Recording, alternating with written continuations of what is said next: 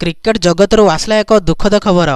Border Gavaskar trophy मझे सन्यास नेले रविचंद्र अश्विन। तेबे दर्शक बंधु इंटरनेशनल क्रिकेट को बाय बाय कले team India star bowler Ravichandran Ashwin. तेबे बॉर्डर गावस्कर ट्रॉफी मझे अश्विन समस्त चकित कर देइछन्ति। इंटरनेशनल क्रिकेट रु विदाय नैछन्ति। तेबे इंटरनेशनल क्रिकेट रे अश्विन को 13 वर्षर यात्रा रे पूर्णछेद पड़ी।